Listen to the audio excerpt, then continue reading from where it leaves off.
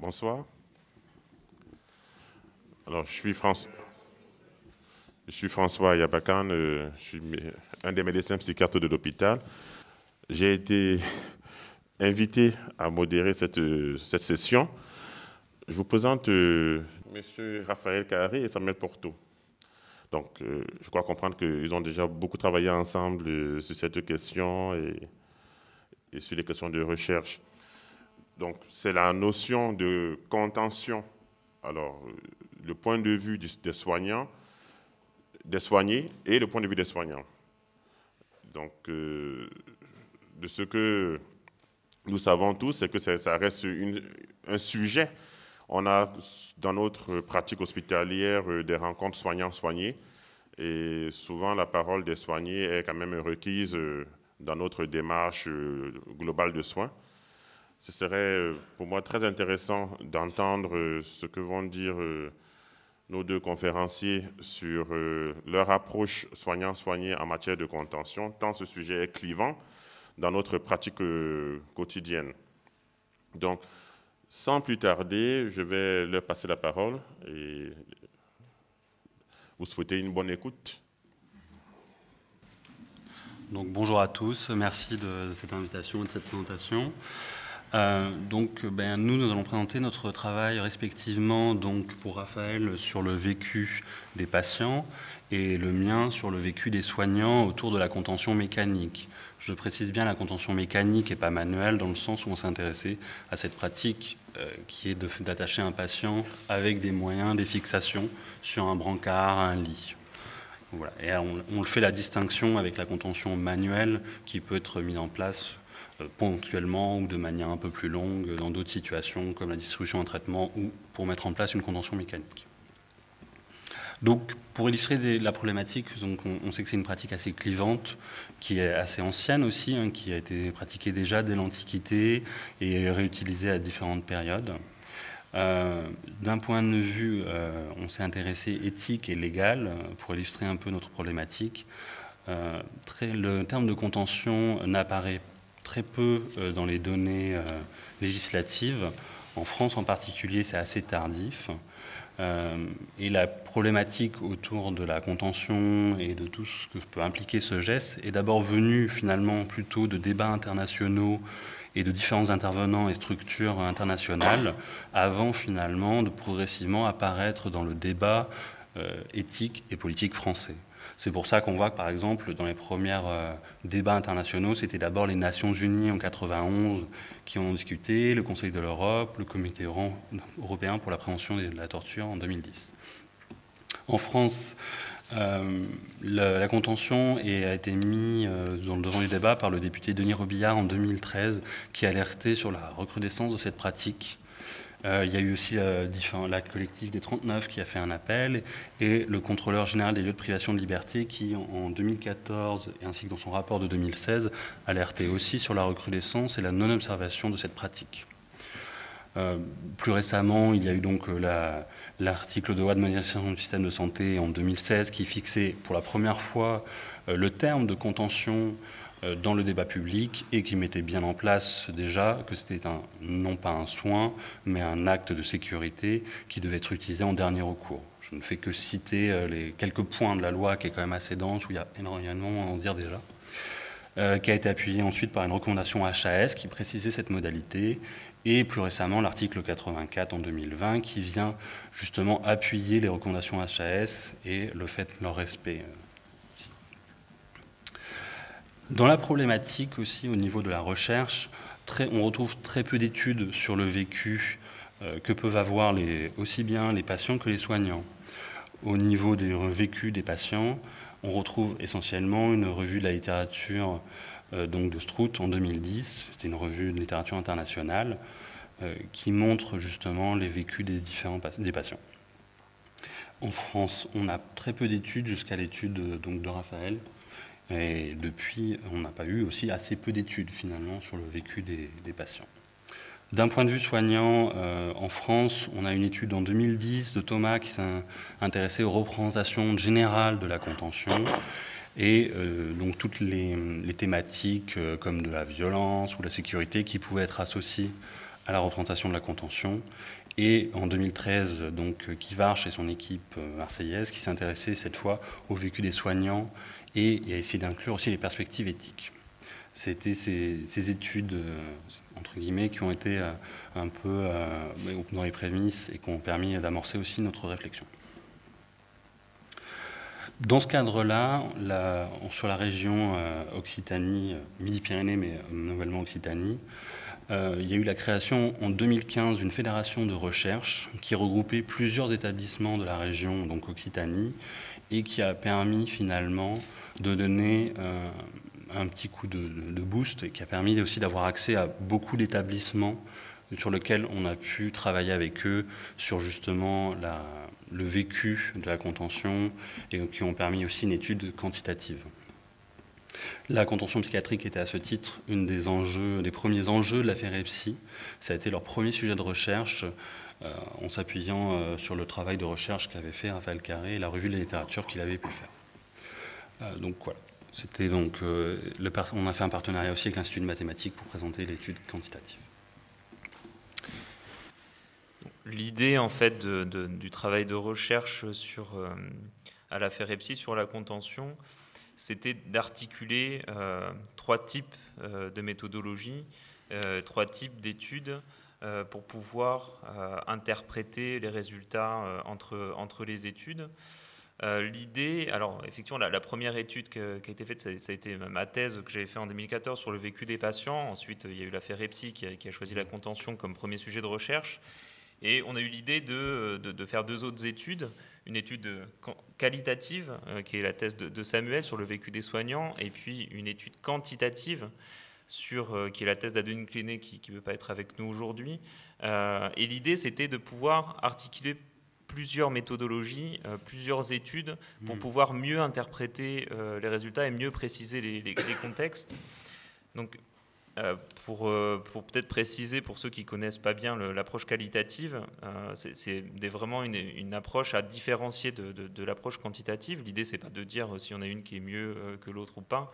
L'idée, c'est de dire que ça vise des objectifs différents et l'une permet de mieux interpréter l'autre et vice-versa. L'approche qualitative, ça se décrit comme une approche exploratoire qui permet de comprendre le contexte. Et contrairement à ce qu'on connaît mieux de l'approche quantitative, qui est une approche hypothético-déductive, c'est-à-dire qu'on teste des hypothèses, c'est-à-dire on fait des hypothèses de recherche, on fait des études pour vérifier si c'est juste, pas juste, etc., ou si on ne peut pas interpréter les résultats. Là, l'idée, c'est d'être inductif, c'est de ne pas avoir d'hypothèse a priori, et de pouvoir faire une étude exploratoire d'observation, d'entretien, d'études de documents, etc., pour justement créer des hypothèses. Et de pouvoir ensuite, avec une approche quantitative, de pouvoir vérifier ou non certaines des hypothèses qui ont été permises par l'approche qualitative.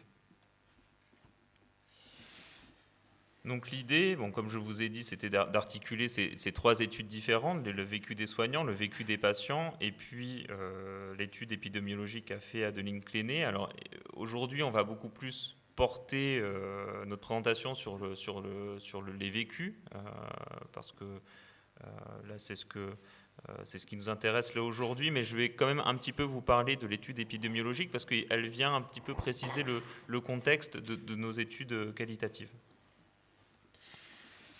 Donc, en quelques minutes, l'étude quantitative d'Adeline Cléné, l'idée était assez simple.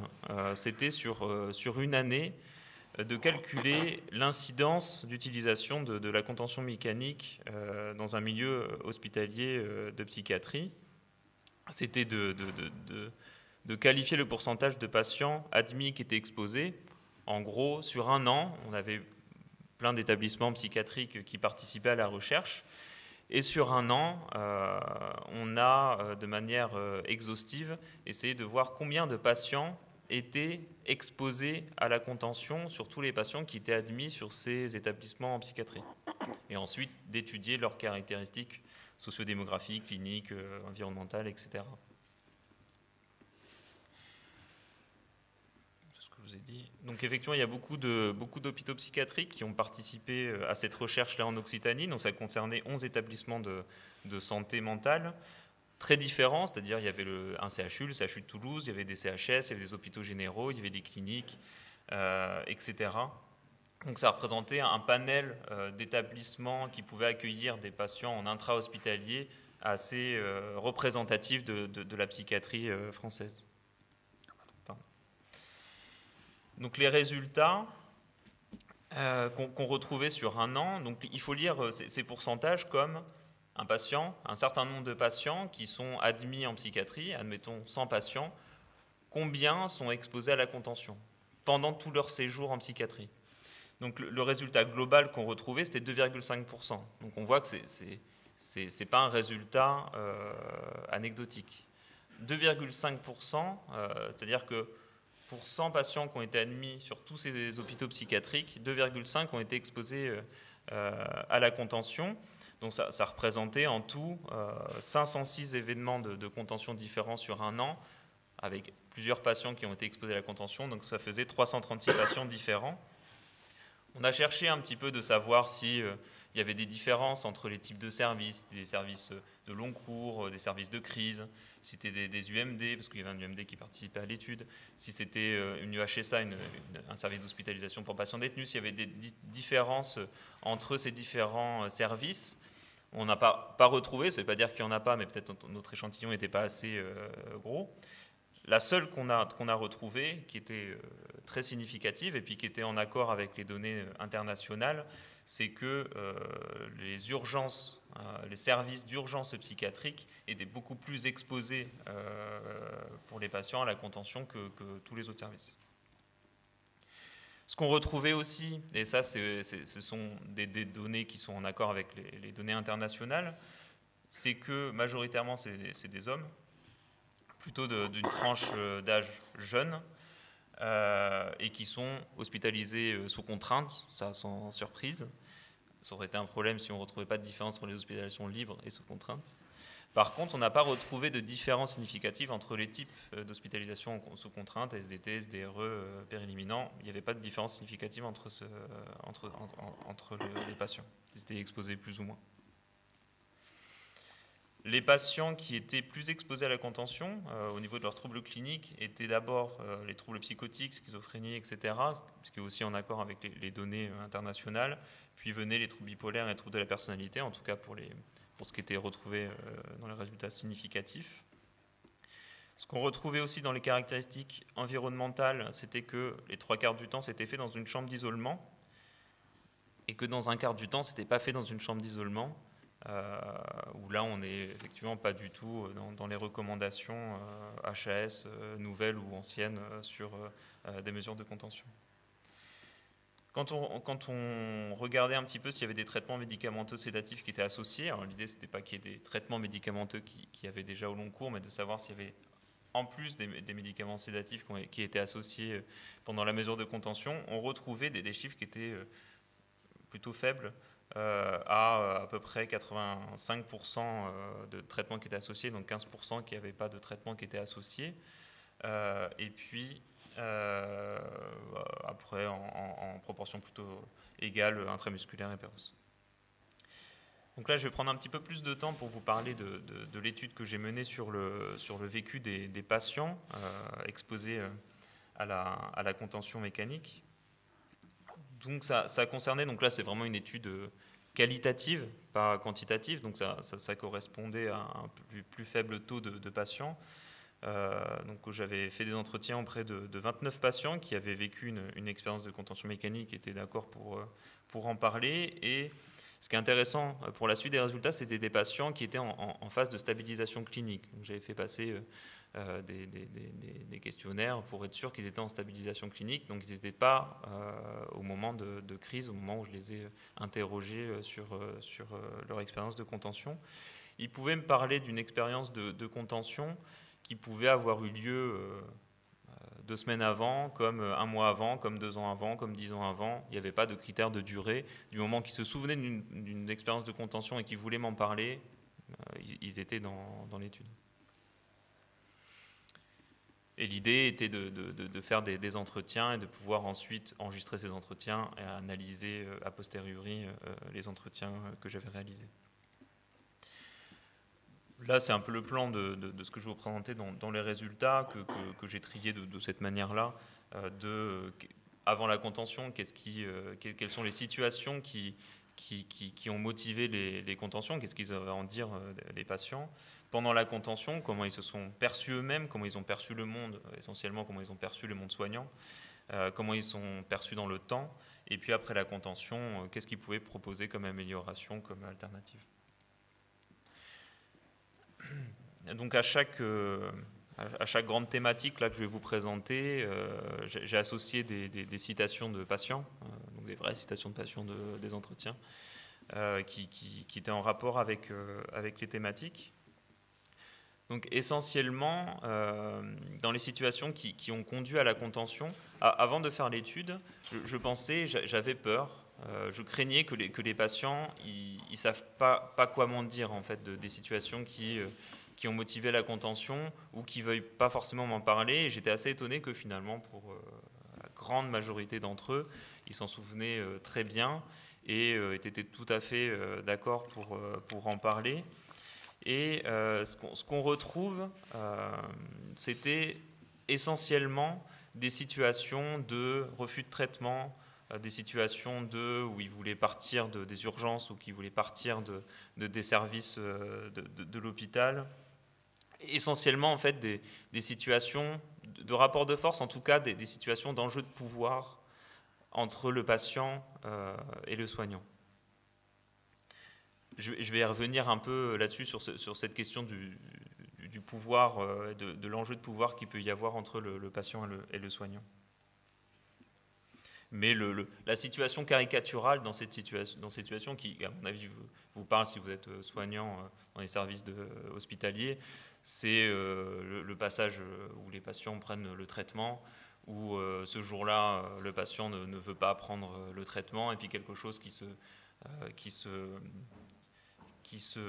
s'entretient dans une escalade où on en arrive à des mesures de contrainte, de chambre d'isolement, voire de contention sur une situation d'un refus d'un patient. La manière dont ils se sont perçus eux-mêmes, alors j'ai mis en première thématique d'apaisement. C'est pas que c'était la thématique qui était la plus relevée par les patients, c'était plus pour m'en débarrasser, pour en parler d'abord. Parce que globalement, il y avait très peu de patients qui ont parlé de la thématique d'apaisement. De mémoire, il y en avait 2 sur les 29 qui ont pu dire « je me suis calmé, j'ai récupéré mon état normal », mais ce n'était pas tant sur le moment de la contention que plutôt a posteriori de la contention dans un second temps. Il y en a 2 qui ont parlé de la thématique d'apaisement, il y en a beaucoup plus qui ont parlé de la thématique de non-apaisement, c'est-à-dire des patients qui se questionnaient de dire « mais je ne comprends pas les soignants, ils me disaient qu'il fallait m'apaiser, que c'est pour ça qu'ils m'attachaient, que en fait c'était pour que je m'apaise. Mais moi, ça m'apaise pas d'être attaché, ça m'angoisse. Je ne vois pas en quoi être attaché, c'est apaisant. » La grande majorité des patients posaient cette question-là, du raccourci, je pense qu'on peut l'amener comme ça, qu'on peut amener parfois de manière maladroite de faire les contentions, d'attacher des patients pour les apaiser. Et ça, on va y revenir un peu plus tard aussi sur la présentation, mais on voit bien comment aussi les recommandations HAS et les mesures législatives tranchent un peu sur ce débat de la contention à chambre d'isolement. On n'est pas tant sur des mesures thérapeutiques, pas des mesures de soins, mais plutôt des mesures de protection. Et ce n'est pas la même chose de dire à un patient qu'on l'attache pour le protéger ou protéger les autres que de dire à un patient qu'on l'attache pour l'apaiser. Pour les perceptions de soi-même, beaucoup de patients aussi qui parlaient de perceptions physiques désagréables. La majorité, c'était d'avoir du mal à respirer, de commencer à étouffer, mais aussi d'avoir des douleurs au niveau des points d'entrave, etc. Et je me souviens d'un patient qui disait qu'en fait, il avait du mal à respirer, parce que faut dire qu'être allongé sur un lit, attaché dans la position où ils sont, avec des moments où ils sont agités, angoissés, etc., ça peut entraîner des difficultés respiratoires. Et un patient qui me disait, mais je me souviens, j'avais l'impression que j'allais mourir, en fait, tellement j'étouffais, sauf que je n'avais pas d'alarme pour appeler. Du coup, j'étais obligé de hurler, en fait, pour que les soignants puissent venir, parce que vraiment, j'avais l'impression que j'allais étouffer, que j'allais y rester, quoi.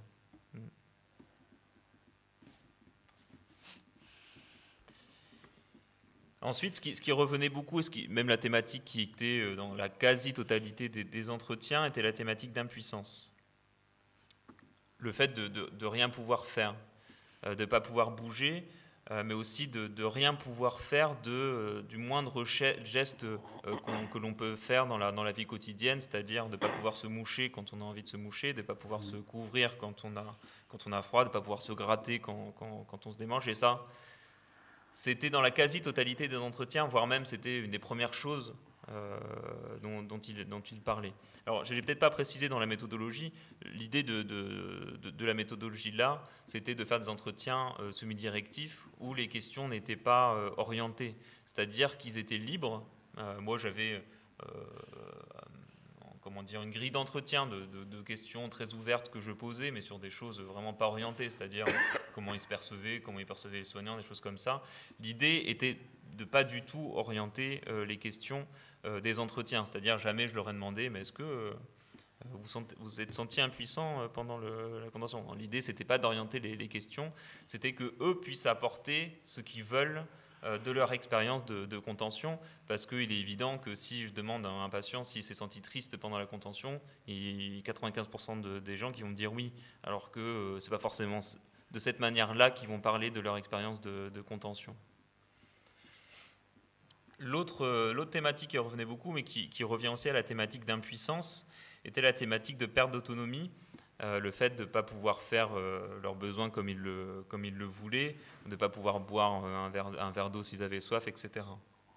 Et puis, la thématique de solitude, le fait d'être seul face à cette expérience d'être attaché sur un lit, d'être la plupart du temps seul dans cette chambre d'isolement, attaché avec des contentions. Et ces thématiques de solitude, on va le voir ensuite, est très en lien aussi de la manière dont le patient reconstruit son rapport avec les soignants. C'est la thématique d'ensuite. Donc là, on passe dans la perception de pas comment le patient se perçoit lui-même, mais comment il perçoit sa relation avec le soignant.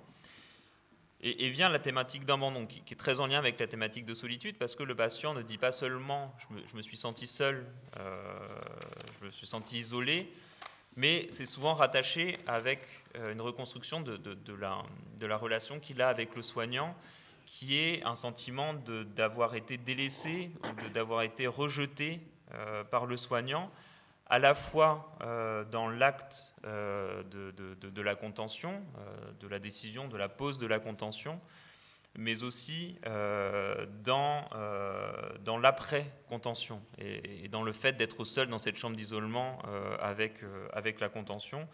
Avec un patient, je me souviens qu'il disait je me suis agité, tout le monde m'a sauté dessus, là il y avait beaucoup de monde pour me maîtriser, pour me mettre les contentions, etc. Et en fait, au moment où j'avais besoin en fait de parler, parce que j'étais angoissé, parce que tout d'un coup j'étais attaché sur le lit, tout le monde est parti. Et je me suis retrouvé seul avec mes angoisses. Le traitement ne faisait pas forcément encore effet, et il s'est retrouvé comme ça seul avec ses angoisses, sans que ça puisse être traité à ce moment-là. Alors probablement que ça, on va le voir dans la thèse de Samuel, que c'est un sentiment aussi légitime de l'équipe à ce moment-là sur quelque chose qui peut être violent pour le patient, mais aussi pour l'équipe, et de partir parce que c'est difficile de poser des contentions, sauf que parfois, pas toujours, mais parfois le patient, au moment où les contentions sont posées, c'est à ce moment-là qu'il a besoin qu'il y ait une prise en charge des soignants. Alors, Ce que je dis, ce n'est pas des règles, c'est-à-dire qu'il y a des patients, au contraire, qui vont être qui vont avoir un grand sentiment de persécution et que les soignants restent alors que ça s'est posé, c'est insupportable pour eux. Mais pour d'autres, ça peut être très contenant que les soignants soient justement là où l'expression de leurs angoisses peuvent être reçues. La thématique de déshumanisation aussi, qui était très présente dans le discours des patients, est souvent sur les mêmes termes, sur les termes de vous me prenez pour un chien, les soignants me prennent pour un chien, c'est des chiens qu'on attache, souvent sur ces termes-là qui étaient exprimés. Et ce qui est intéressant, c'est que c'est bien dans la relation avec le soignant que la thématique de déshumanisation, elle s'exprime, et pas seulement dans l'acte de contention.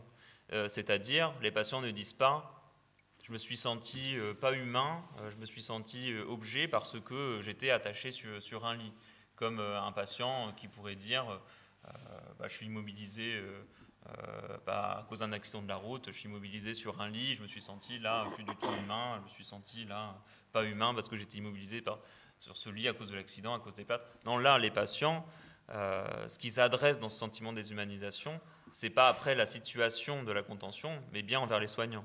C'est-à-dire, ils ne disent pas « je me sens comme un chien ». Il dit « vous me traitez comme un chien ».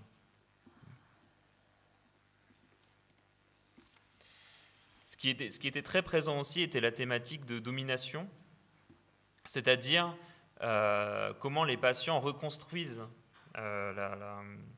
l'expérience de contention et de le voir sous un prisme de domination-soumission. De ne pas le voir comme nous, soignants, cliniciens, pourraient le voir sur un acte clinique, sur des données cliniques qui se passent à ce moment-là, mais pour eux de dire, s'ils m'ont attaché, c'est parce que moi j'ai refusé de faire ce qu'ils voulaient que je fasse, prendre un traitement, rester sur un lit, j'en sais rien. Et de dire que c'est eux les chefs.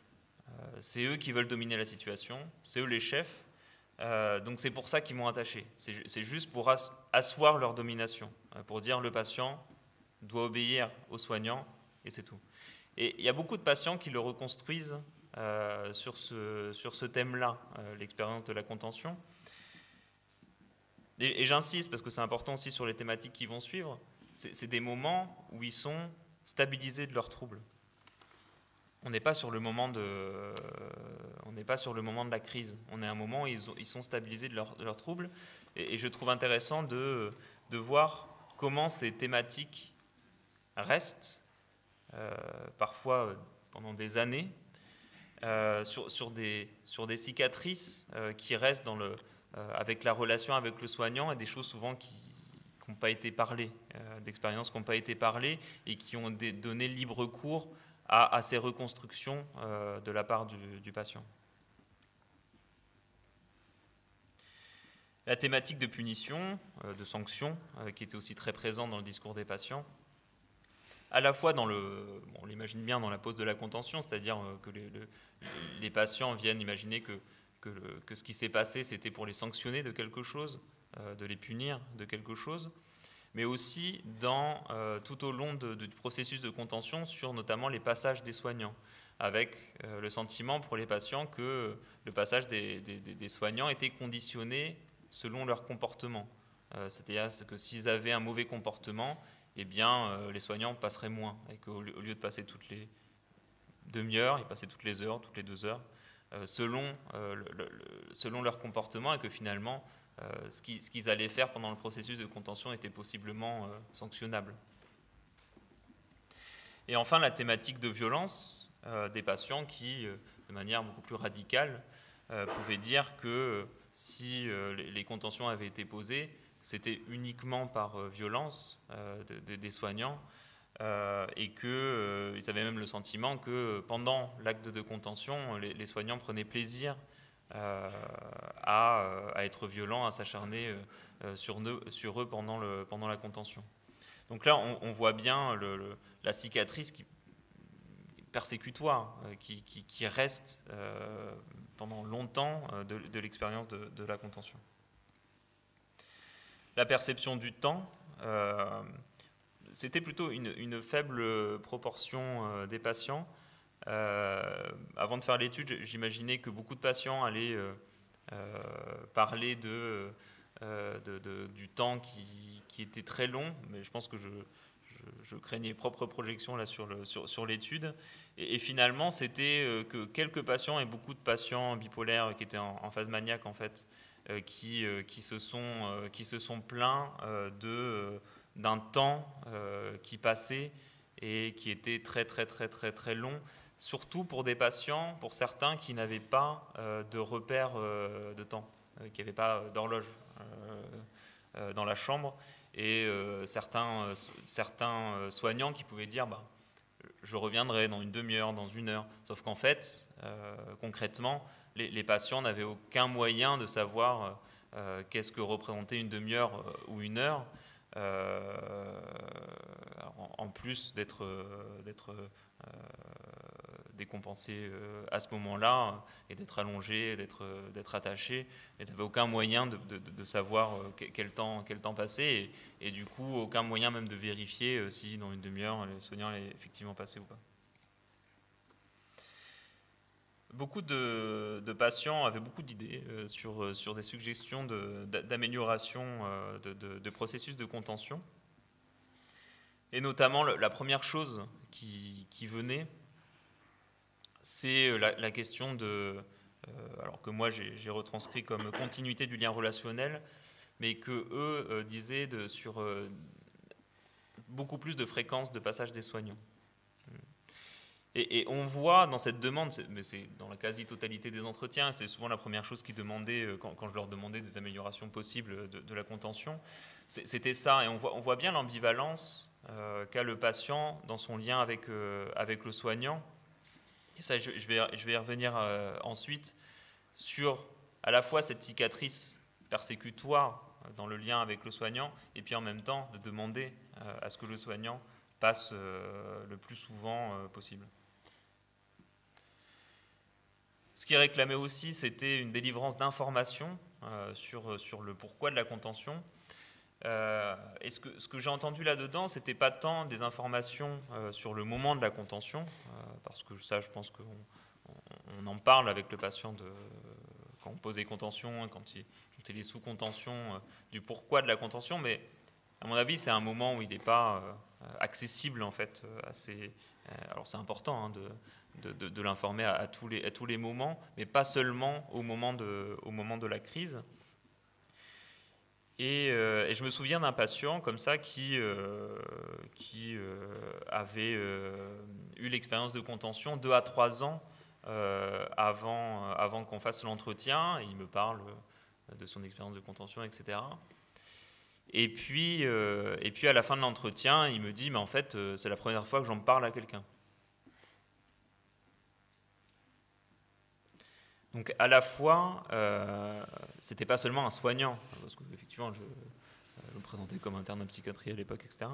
Ce qu'il me disait, c'était pas seulement qu'il en parlait pour la première fois à un soignant, c'est qu'il en parlait tout court à quelqu'un. C'est que même à ses proches, même à sa famille, même à des amis, il en avait jamais parlé en fait.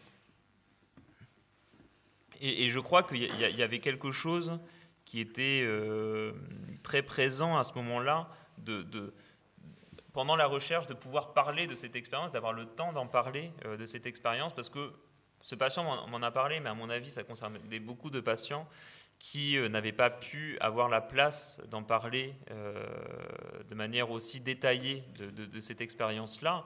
Et moi, de m'apercevoir aussi, à ce moment-là, d'interne en psychiatrie, de m'apercevoir que, en dehors des moments de crise avec mes patients, je ne reparlais jamais avec eux de ces expériences de chambre d'isolement et de contention. Et de m'apercevoir aussi à quel point ne pas en reparler avec eux de ce qui a pu se passer pouvait laisser un angle mort dans le vécu des patients et à quel point, comment on peut comprendre à quel point ils étaient libres de reconstruire comme ils le voulaient ce qui s'est passé à ce moment-là, si on n'en reparle pas avec eux. Alors c'est la question effectivement de l'espace de parole a posteriori. Dans ce qui est réclamé aussi, c'est les repères temporels, l'accessibilité à un repère temporel, une horloge, etc. Une information sur le délai de contention, beaucoup de patients parlaient de ça. Évidemment que c'est compliqué de dire aux patients, là selon la crise, je pense que vous allez être attaché 36 minutes et après ça ira. L'idée, c'est pas de leur donner un moment où ils pourront effectivement être détachés, mais de pouvoir précisément, avec un repère temporel, de pouvoir leur donner un délai de à quelle échéance les soignants déjà vont venir le voir, et surtout à quelle échéance on va réévaluer la mesure de contention, réellement.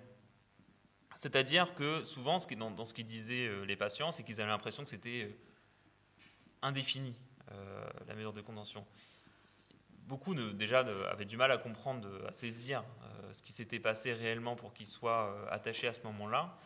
Et souvent, du coup, ils avaient du mal à comprendre qu'est-ce qu'ils allaient faire, qu'ils allaient pouvoir être détachés, en fait. Et je crois que c'est à partir de l'étude que j'ai faite, j'ai toujours fonctionné comme ça, de toujours, si malheureusement arrivait une mesure de contention, de toujours dire aux patients à quel moment j'allais revenir et à quel moment j'allais réévaluer cette mesure réellement et à quelles conditions j'allais pouvoir enlever la contention.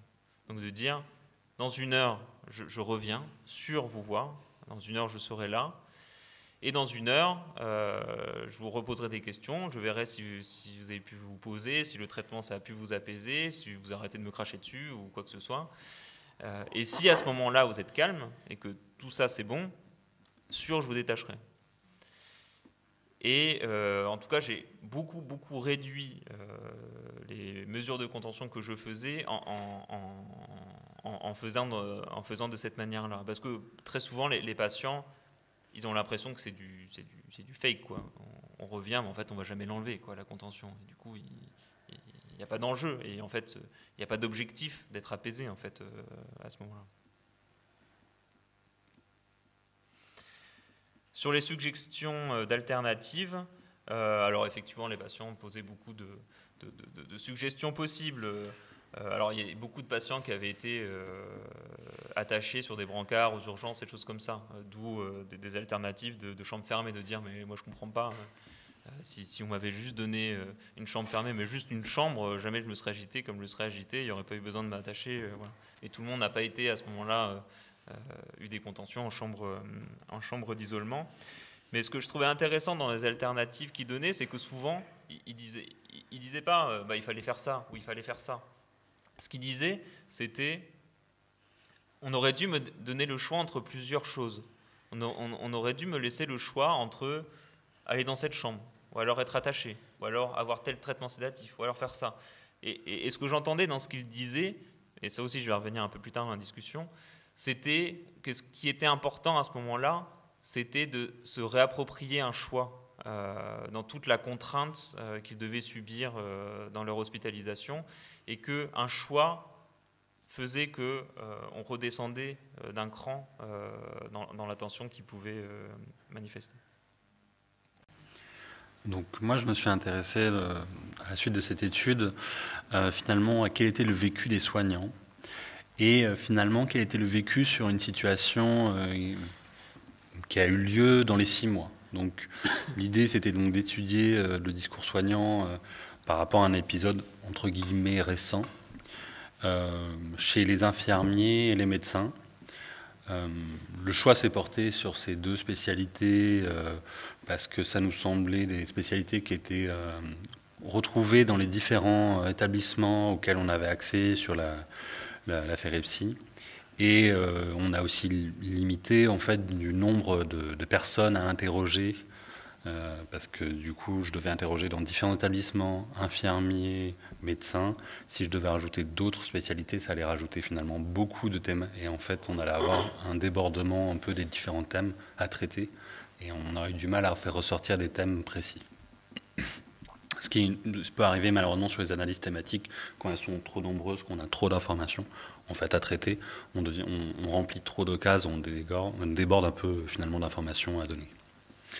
Donc j'ai interrogé 32 soignants, donc 17 infirmiers et 15 médecins, équivalent en hommes et femmes, c'était de mémoire 16 chacun, sur 11 services, un service du HSA, un service du MD et un service d'urgence. Les 11 services étant répartis sur donc les différents établissements de la FEREPSI. Il y a eu donc les soignants pouvant travailler en unité d'admission aussi ou en unité de suite. Donc l'idée c'est dans les 6 derniers mois et toujours avec un entretien semi-directif, non orienté, avec quand même un thème, une grille un petit peu qui était plutôt sur le versant, comme on l'a vu avec Raphaël, diachronique, c'est-à-dire avant la contention, comment ils percevaient la situation, comment ils percevaient le patient, quelles étaient leurs émotions, comment est venue la décision, comment s'est déroulée la mise en place de la contention, comment s'est déroulée la surveillance de la contention, comment s'est décidée la décontention, comment s'est passée la décontention, et à distance, comment les choses ont évolué. C'était un petit peu ma trame, entre guillemets, avec quelques petites questions de relance, mais toujours avec des questions ouvertes pour essayer d'amener le soignant à ce qu'il puisse se livrer le plus spontanément et le plus facilement possible, en évitant bien sûr tout jugement, parce qu'on peut avoir toute cette crainte finalement d'être un peu jugé par un autre collègue ou une autre personne. L'idée était vraiment de suivre le fil de l'épisode de contention et d'en tirer différents thèmes, des thèmes qui ont été peu retrouvés comme on l'a vu dans la littérature, comme la décontention, les processus de décision sur la contention. C'est des thèmes qui sont très peu abordés finalement dans la littérature. Du coup, alors, je ne présente bien sûr qu'une partie, parce qu'il y a énormément de données aussi, dont des données qui parfois ne sont pas forcément pertinentes en l'état sur un temps aussi court, sans qu'on puisse développer. J'ai insisté sur le processus de décision et le processus de décontention. Bien sûr, je détaillerai d'autres périodes, mais à mon sens, c'est une partie déjà assez intéressante de l'étude. On a différencié en partant du travail de Neigemann, qui est un médecin qui avait théorisé la violence en institution. On s'est basé finalement sur les facteurs propres aux patients, les facteurs liés à l'environnement et les facteurs interactionnels. Je vais détailler tout de suite après. Pour ce qui est des facteurs liés aux patients, tout d'abord, une des thématiques qui est revenue assez régulièrement était la connaissance du patient. Ça pouvait être dans deux domaines, la connaissance ou la non-connaissance finalement. En ce sens, il s'est retrouvé que certains soignants ont pu mettre en avant que connaître le patient et ses antécédents pouvait plus facilement leur faire mettre en place une contention, ou à l'inverse, avec l'alliance déjà acquise ou la connaissance déjà acquise, pouvait mettre en place plus facilement des stratégies alternatives. La connaissance du patient a aussi eu un impact dans la décontention, j'y reviendrai tout à l'heure, bien sûr. À l'inverse, la non-connaissance du patient, dans certains services où un patient arrivait et pouvait se montrer agité ou violent, là plus facilement, certains soignants ont mis en avant que la bénéfice-risque et l'évaluation actuelle, avec le manque de connaissances, faisaient qu'ils en venaient peut-être plus facilement à la contention. On a pu aussi avoir la description de certains patients comme prenant en compte leur taille, leur masse corporelle aussi, comme pouvant être un facteur influençant dans la prise de décision. On a aussi retrouvé l'état psychopathologique. Ça ne va pas dire grand-chose cet item, mais l'idée étant finalement que chaque soignant, lors de la situation, ont pu me décrire finalement les troubles présentés par les patients, sans insister et sans faire de lien propre entre la pathologie et la contention. C'est en ce sens qu'on retrouve que finalement la décision de contention s'appuie pas forcément sur des symptômes précis qui sont propres à une pathologie, mais plutôt sur des facteurs, des symptômes qu'on peut retrouver dans différentes pathologies et différents états de crise. Et ce que je dirais, moi, c'est une décision qui est plutôt transnosographique. On ne décide pas de contentionner en fonction de la pathologie du patient, mais en fonction plutôt de symptômes comportementaux qui sont prépondérants. Il est à noter que tout de même, à plusieurs occurrences, plusieurs reprises, les soignants ont pu me dire qu'il y avait une dimension d'intensité dans les symptômes. C'était une manie très agitée, il était très maniaque, ou il était très délirant, l'organisation était extrême. Il y avait une dimension souvent d'intensité des symptômes. Après, donc, j'en viens plutôt aux facteurs environnementaux qui s'est retrouvé aussi selon les établissements. Le lieu apparaît souvent, c'est-à-dire que des locaux plus adaptés, comme dans les UHSA et les GMD, ont pu être mis en avant comme favorisant d'autres stratégies alternatives et même permettant plus facilement de désamorcer les contentions. Les urgences aussi ont pu mettre en avant, comme on a pu, Raphaël l'a abordé un petit peu tout à l'heure, a fait l'allusion, mais l'absence de locaux adaptés, l'absence de chambres fermables ou de zones fermées pouvait amener les soignants à prendre la décision de contentionner pour éviter une fugue d'un patient qui était dans un état cliniquement instable et pouvant se mettre en danger. Donc certaines aussi unités mettaient en avant l'absence de place en chambre d'ISO comme participant à la décision. Le nombre de soignants n'a pas été mis en avant comme on est peu nombreux, on contentionne, mais plutôt dans le sens où on est plus nombreux, on ne contentionne pas. C'est une subtilité qui me paraît importante dans le discours quand même si on peut y voir un sens inverse, mais ça n'a pas été présenté comme ça parmi les 32 entretiens. Et le nombre apparaît aussi comme un facteur plutôt intervenant dans le déroulement de la contention plus que dans un facteur de décision. Pas parce qu'on est nombreux qu'on va contentionner, c'est plutôt on est nombreux, on va pouvoir mieux contentionner, on va pouvoir le faire en plus grande sécurité. On va le revoir un petit peu plus tard lors du déroulement.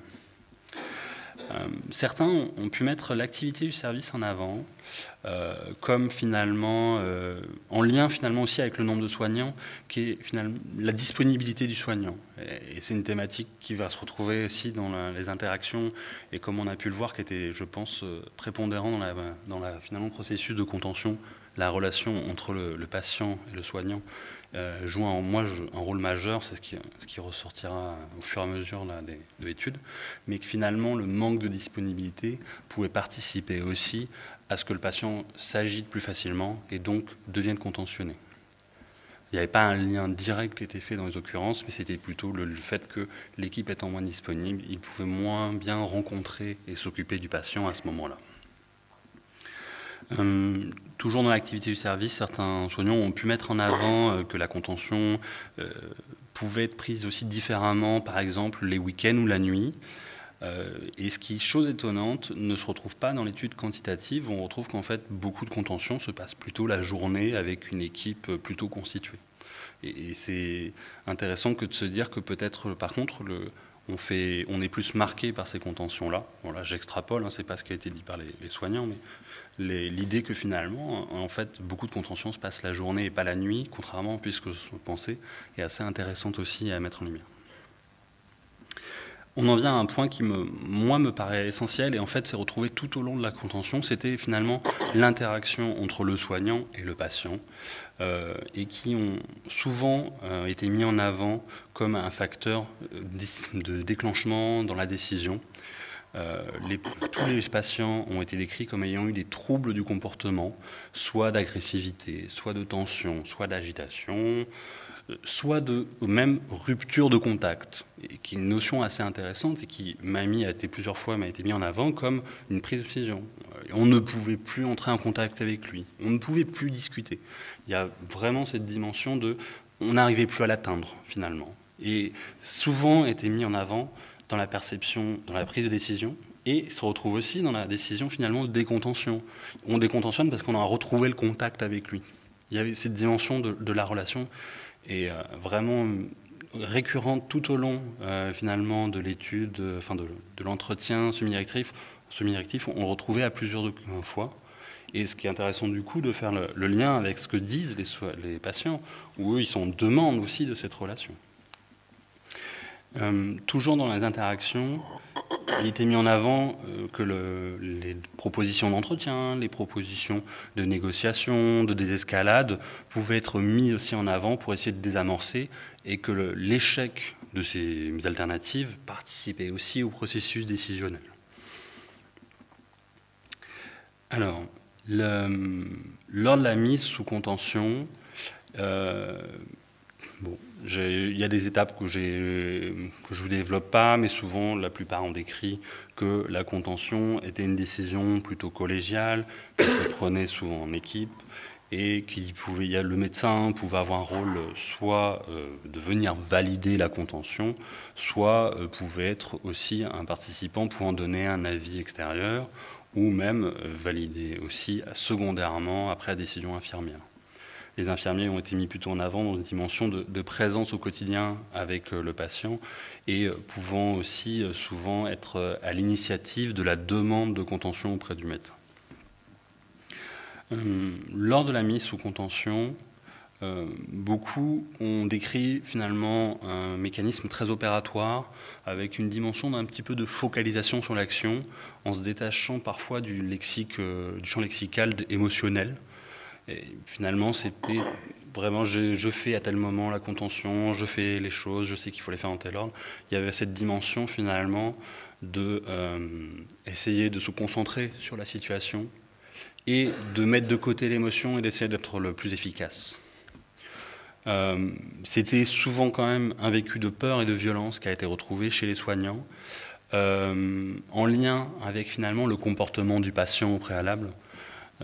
C'était le vécu, l'agressivité du patient ayant été vécue comme un moment de violence et viennent teinter finalement aussi la mise en place de la contention. Et la dimension de peur aussi sur le déroulement, sur comment ça va se passer, sur finalement la mise en danger que ça peut être. Certains ont pu me mettre aussi au moment où, lorsque la réalisation se faisait de la contention, il y avait un soulagement, que finalement la situation de violence, d'agressivité ou de tension s'arrête par la mise en place de la contention. Et certains ont même pu me dire avoir un besoin d'abandon, pas du patient, mais finalement de la situation, de devoir couper avec la situation, qui se retrouve finalement aussi dans la focalisation sur l'action, l'un étant plutôt sur un mode opératoire, l'autre étant plutôt sur un mode de besoin de fuite qu'on peut retrouver. Pendant la contention, là, c'est vraiment la période plutôt de surveillance de la contention là, que j'aborde. C'est là où on voit beaucoup de soignants m'ont mis en avant cette recherche de reprendre le contact, de remettre de la relation. Certains pouvant même employer un champ lexical plutôt maternel, de cocooning un petit peu. Je prenais soin de lui, je le bordais, etc. Pour essayer finalement comment dire, la relation a été un peu abîmée et il y avait ce besoin de réparer la relation. Certains ont pu mettre en avant que c'était un moment plutôt informationnel où sur le moment ils n'ont pas pu le faire et donc ils venaient remettre l'information. Certains ont pu même qu'ils essayaient de mettre du sens à ce moment-là auprès du patient sur la décision de contention. Certains ont pu mettre en avant qu'ils étaient toujours dans cette prise de distance avec la situation, en préférant laissant d'autres soignants prendre en charge le patient et intervenir à ce moment-là. Toujours pendant la contention, là, le vécu, certains ont pu me mettre en avant un vécu de domination et d'inégalité dans la relation avec le patient, du fait qu'eux pouvaient agir et que le patient ne pouvait pas agir, le fait que c'est eux qui décidaient finalement de ce qui se passait. Étant comme un vécu plutôt négatif aussi, qui leur envoyait un vécu négatif. Certains pourront même dire qu'ils avaient l'impression de vulnérabilité du patient, et même eux leur incomber la responsabilité du patient, le patient devenant incapable finalement de subvenir à ses besoins, et c'était à eux de surveiller le patient et d'être responsables pour le patient à ce moment-là. Certains ont pu mettre en avant que le fait de le voir aussi contentionné comme ça au cours de la surveillance était un vécu pour eux d'échec, et même de culpabilité de la mise en place de la contention. Donc là, on vient sur une partie qui est assez intéressante aussi, sur la levée de la contention. Beaucoup m'ont mis que c'était finalement un processus actif, comme se cherchant dès l'instant où finalement la contention est en place, il faut venir vers le patient, il faut rechercher la possibilité de décontentionner, vérifier que la mesure soit toujours nécessaire. Et comme finalement, donc actif en permanence à chaque moment de contact avec le patient. Il y a aussi comme quelque chose de progressif qui peuvent se décider d'abord de détacher un membre, ou détacher les deux, de le faire lever pour aller aux toilettes, et que c'était finalement des épisodes un peu de test, de voir un petit peu comment ça se passait, de le faire manger, contentionner, de voir un petit peu comment ça se passait, avant de prendre la décision de décontention. Et beaucoup, pour ne pas dire la majorité, je crois que c'est 30 soignants qui l'ont mis en avant, ont mis en avant qu'il y avait c'était finalement une décision d'équipe, une décision qui se prenait ensemble, qu'il avait été important de prendre en compte le vécu de chacun lors de la prise de la décontention. Certains ont pu mettre en avant qu'ils étaient aussi en attente que ce soit quelqu'un d'extérieur qui vienne re-questionner, comme les soignants qui passaient sur le créneau suivant. C'était l'équipe du matin qui a contentionné, par exemple. Est-ce que l'équipe du soir ne va pas venir pouvoir, elle, décontentionner, vu qu'elle était en dehors de la situation, par exemple? Certains ont pu mettre que ils attendaient aussi la médecin qu'il pouvait venir voir, lui, dans un second temps, dans la demi-heure ou l'heure après, venir re-questionner aussi sa pratique. Mais que toujours il y avait cette dimension d'échange et qu'à aucun moment ça a été une décision unilatérale d'un seul soignant. Je ne dis pas que ça ne se retrouve pas, hein, attention, hein, tout ce qu'on dit là, c'est là ce qu'on a pu restituer des entretiens, hein, attention. Toujours dans la levée de la contention, il a été abordé finalement quels étaient les arguments, quel était finalement ce qui était recherché pour pouvoir parler de la décontention. Moi je parle de décontention, hein, vous m'excuserez ce néologisme, hein, j'espère.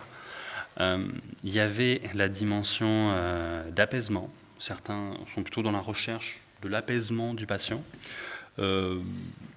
Certains ont pu me dire que d'ailleurs, pour eux, la contention est apaisante. D'autres ont pu me dire que, au contraire, la contention ne l'est pas, que c'est plutôt le traitement associé ou que c'est le relationnel associé. Là, il y avait les soignants avaient des avis différents sur la question le mécanisme finalement de l'apaisement. Parfois avec des soignants qui disaient des choses contradictoires, hein, certains hein, vraiment en disant que pour eux la contention en soi est apaisante, et d'autres qui disant que sans traitement la contention ne l'est pas du tout. Mais il y avait cette dimension d'apaisement qui était recherchée. Beaucoup ont parlé de l'évolution dans le contact, avec une reprise relationnelle, une reprise dans le contact, une diminution de l'agressivité. Une thématique un petit peu comme si, à nouveau, la relation pouvait à nouveau se faire. Certains ont même pu dire que la contention venait faire un peu permettre cet espace où la relation pouvait se refaire, comme si la rupture était tellement marquée auparavant que seul cet épisode intense pour le patient, intense pour l'équipe, pouvait après, à distance, permettre de remettre de la relation dedans par le cocooning, par exemple. Et la connaissance du patient, plusieurs ont pu dire que leur connaissance, l'antériorité du patient permettait de savoir que la décontention pouvait être peut-être plus rapide que si jamais ils ne connaissaient pas le patient. Ce qui est du vécu au niveau de la décontention, on retrouve des vécus, mais négatifs comme positifs. Parfois même chez le même soignant, on pouvait rapporter ce double vécu, une appréhension, une peur finalement de décontentionner, de se retrouver à nouveau dans la même situation, de se retrouver à nouveau confronté aux mêmes difficultés, et parfois aussi un soulagement, surtout si la décontention se passait bien et que derrière elle n'était pas remise en place. Certains ont pu dire que pour eux il y avait un soulagement et que la situation prenait fin, la situation de violence finalement prenait fin à ce moment-là et ils pouvaient entrer dans une autre période finalement du soin. Beaucoup ont mis en avant que la thématique du lien aussi. Ils ont eu le vécu que la décontention permettait de restaurer un petit peu plus le lien, d'améliorer le lien. Du coup, a été interrogé aussi à distance de la contention, comment était perçue à distance la situation, comment était perçue à distance leur relation avec le patient ou l'évolution du patient. Beaucoup ont abordé la thématique du débriefing et de sa nécessité, et d'autres ont abordé aussi sa difficulté. C'est-à-dire qu'en fait, comme on a pu le voir, certains sont dans un mécanisme un peu d'évitement, et beaucoup de soignants ont pu me dire déçus que finalement le débriefing ne soit pas systématique en équipe ou avec le patient, hein, le débriefing de manière large dont j'aborde. et qu'il y avait des réactions parfois d'équipes sur la situation qui ne voulaient pas revenir sur la situation, d'autres qui avaient le besoin de revenir dessus. Donc on a vraiment cet enjeu du débriefing, cette interrogation autour du débriefing. Certains ont pu mettre aussi le besoin de reprendre ça avec le patient pour construire quelque chose, et même perçu, quelques entretiens ont pu le sentiment que si ce n'était pas repris, ça venait altérer la relation à long terme avec le patient. D'autres ont dit qu'ils n'avaient pas vu finalement de modification dans la relation avec le patient, mais que finalement le débriefing était aussi peut-être un intérêt aussi quand même pour reprendre cette relation.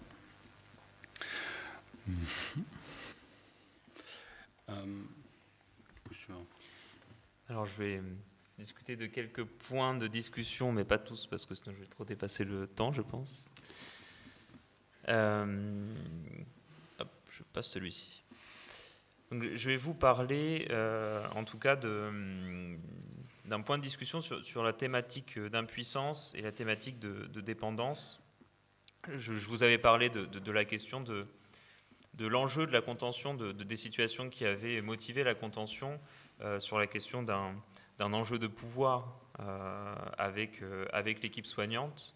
Et je voulais un peu développer ce point sur l'hôpital psychiatrique comme un espace de contrainte pour le patient, et s'imaginer comment cet enjeu de pouvoir ça peut s'installer dans un espace où le patient est contraint pour le moindre de ses gestes de la vie quotidienne.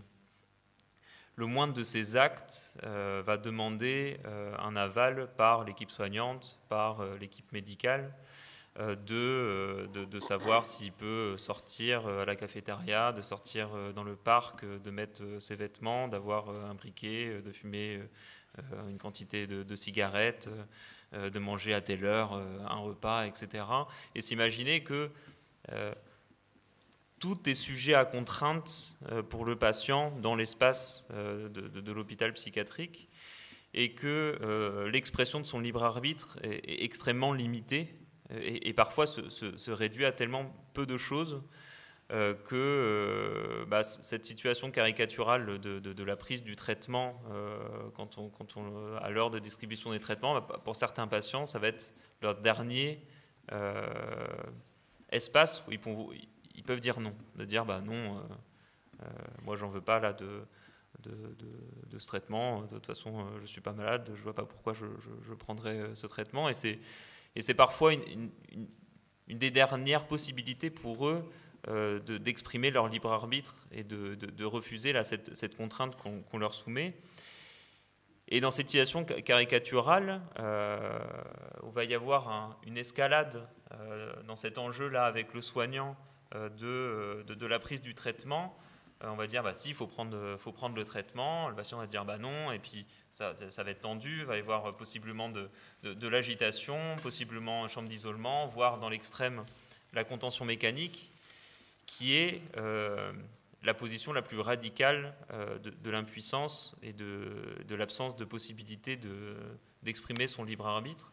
C'est-à-dire qu'on réagit à la raison de l'agressivité du patient par exactement la raison pour laquelle il a été agressif sur le moment, c'est-à-dire l'état d'impuissance, l'état de l'impossibilité d'exprimer son libre arbitre.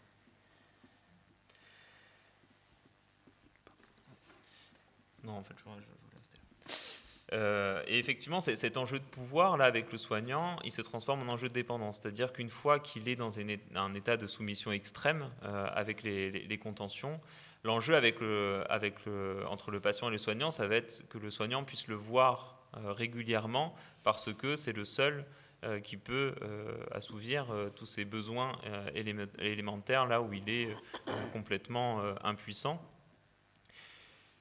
Et à mon avis, là s'explique un petit peu l'ambivalence dans laquelle est vécue la relation soignant dans l'entretien des patients. C'est-à-dire que le soignant, il est à la fois celui qui décide et qui pose la contention, mais c'est le même soignant qui va venir assurer les besoins les plus élémentaires, les actes quotidiens du patient. Et le patient se retrouve comme ça, balancé entre un vécu très persécutoire de ce qui s'est passé, et puis avec l'absolu besoin que le soignant passe plus régulièrement, plus fréquemment, et vienne le voir plus souvent. Et enfin, dernier petit point de discussion, sur la question de la contention et de la contenance. Quand j'avais fait ma thèse sur les vécus des patients, je passais dans les services pour aller voir s'il y avait des patients qui avaient eu une expérience de contention. Et du coup, ça m'a amené à discuter avec les soignants de la contention, etc. Et j'avais été assez marqué en fait par beaucoup de soignants qui me disaient mais la contention c'est essentiel parce que ça apporte, c'est contenant pour le patient. Et souvent on me répétait ça en fait, cette phrase, de me dire mais la contention c'est contenant. Puis à un moment, je me suis dit, mais en fait, de quoi on parle en fait quand on dit que c'est contenant? Parce que c'est vrai qu'il y a une similitude, contention, contenant, on parle un peu des mêmes signifiants. Il y a une similitude là dans les termes contention et contenant, et du coup, le raccourci presque il est facile, presque il y en a un qui suit l'autre. Contenant, contention, on parle de la même chose.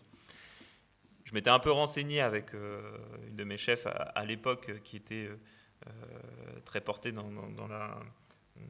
la question de la psychanalyse, de lui demander, mais finalement, il y a des gens qui ont écrit là-dessus, sur la contention et puis la fonction contenante de la contention. Bon, elle a cherché, pas grand-chose. Et surtout, elle m'a apporté beaucoup d'éléments pour venir différencier la contenance de la contention au-delà des similitudes de langage. Déjà, quand on parle d'étymologie, de contenance et de contention, déjà, c'est pas le même mot. Ça vient pas du même mot. Il y en a un, contenance, qui vient du latin cum tenere, qui veut dire maintenir ensemble dans un lieu, dans des limites, et puis qui a été théorisé par Bion sur la question de la fonction contenante. La contention vient de cum tendere, pas cum tenere, et qui vient de tendre, qui veut dire tendre avec force, et qui a fait son entrée dans le vocabulaire médical, vétérinaire, pour dire qu'on immobilise quelque chose, on immobilise une dent, on immobilise une jambe, etc., et qui a été ensuite exporté vers le vocabulaire psychiatrique pour dire on immobilise un humain, quoi. Et voilà la contention. Quand on parle de contenance et qu'on reprend la définition de la fonction contenante de Bion, de quoi il parle en fait? Quand il parle de fonction contenante, il parle de relation entre une mère et son nourrisson. Il parle des angoisses du nourrisson qui ne sont pas assimilées par lui, qui ne sont pas digérées, qui ne peuvent pas être digérées par lui, comme des angoisses de dévoration par exemple. Et que la mère, en tant que fonction contenante, va permettre de traiter et puis qu'il puisse être réintrojecté par le nourrisson et qu'il puisse être digéré. Par exemple, des angoisses de dévoration qui, en l'état, vont être difficilement digérables par le nourrisson, mais par le fait que la mère va lui raconter un conte qui parle du grand méchant loup, etc., l'angoisse de dévoration va permettre quand même de pouvoir être traitée par le nourrisson. Donc quand on parle de fonction contenante, on parle de ça, on parle de relation entre une mère et son nourrisson, et quand on extrapole, on parle d'une relation entre un patient et un soignant. On ne parle pas de relation entre un patient et les entraves qui viennent l'immobiliser sur un lit. On parle de relation d'un patient avec un soignant, et un soignant qui peut permettre de gérer, de permettre d'aider, d'accompagner les angoisses du patient pour qu'il puisse les gérer. Quand on parle de fonction contenante et contention, alors certes, si on imagine que les soignants viennent régulièrement, sont aux côtés du patient pour pouvoir l'aider à gérer ses angoisses, oui, on peut parler de contenance, on peut parler de fonction contenante. Si on parle des entraves de la contention, si on parle même des murs de la chambre d'isolement, parce que j'ai entendu ça beaucoup, que les murs étaient contenants, ou alors j'ai beaucoup travaillé en prison de dire une prison c'est contenant, les murs d'une prison c'est contenant. Bon, quand on reprend Bion, là on est loin de la fonction contenante qui était théorisée par Bion. Alors, juste rapidement, je vais pas vous lister les stratégies alternatives, mais en fait, parce qu'on en a déjà parlé finalement avec ce que les patients ont pu proposer, mais les soignants aussi finalement proposent des choses similaires, viennent questionner le manque de formation qui se retrouve dans bon nombre d'équipes autour de ce processus qu'est la contention, de ce mécanisme qu'est la contention, du manque de recherche aussi, du manque d'accès aux recherches qui ont été faites. D'où l'intérêt aussi pour nous de venir partager notre travail aussi finalement. Beaucoup aussi ont mis en avant que il y a plusieurs niveaux finalement pour élaborer et faire des recherches autour de la contention, comment améliorer notre pratique. Il y a déjà un premier niveau qui est un premier niveau individuel qui est finalement celui de se questionner sur cette pratique en soi. C'est pourquoi moi je contentionne, quel sens j'y mets finalement. Et ça déjà, si chacun pouvait se poser la question, je pense que ça permettrait déjà une évolution dans le choix de mettre en place ou non une contention. Qu'est-ce qui a fait que dans ma relation avec le patient, à un moment, j'en suis venu à décider de la contention aussi? Est-ce que d'autres choses, j'aurais pu tester d'autres choses? Parfois, il n'y a pas de solution, malheureusement, même... On peut avoir toutes les bonnes intentions du monde, à tel instant T, avec telle personne X, c'est le dernier recours, bien sûr, mais je pense que rien n'empêche de se poser la question, finalement, de qu'est-ce que j'aurais pu faire d'autre, quelle alternative j'avais, comment je l'ai vécu aussi, et comment il l'a vécu. Enfin, je pense que ce questionnement, ce travail, finalement, individuel est très important. Et ça, beaucoup ont pu le dire d'ailleurs dans mon étude, beaucoup ont pu me dire que finalement, ils n'avaient pas cet espace de réflexion individuelle sur leur pratique, et en particulier sur une pratique qui est quand même, je pense, suffisamment importante pour qu'on prenne le temps de s'y pencher dessus. Il y a un autre niveau qui est un niveau plutôt d'équipe, un niveau qui est sur une réflexion collective, sur comment travailler ensemble, quel rôle chacun peut avoir. Et ça, je pense que c'est toujours dans l'enjeu relationnel, c'est finalement quel cadre de nos patients, quel espace de nos patients, et cette idée que finalement le cadre, c'est aussi ce qu'on en fait, c'est l'espace où on veut que le patient puisse évoluer, et c'est le cadre, c'est un espace qu'on peut modifier selon aussi les besoins du patient. Tel patient aura un tel besoin, tel autre patient aura d'autres besoins, et un cadre fixe pourra amener à ces moments de friction, ces moments justement de manque de liberté, ce côté de dépendance. Est-ce qu'on ne génère pas de la dépendance chez nos patients? C'est une question aussi à se poser collectivement. Et il y a un niveau institutionnel qui est à mon avis un gros travail. Et je pense que beaucoup d'institutions font ce travail de s'interroger sur la pratique de la contention, d'essayer de l'évaluer. Et après, il y a un niveau plus national avec différents acteurs qui doivent se positionner dans la démarche d'essayer de structurer cette pratique et de tendre, en tout cas, selon tous les deux notre avis, vers le moins de contention possible. Voilà, je pense que pour conclure, c'est pas mal. Donc du coup, merci de votre attention. Et puis du coup, je rends la parole au modérateur. La parole,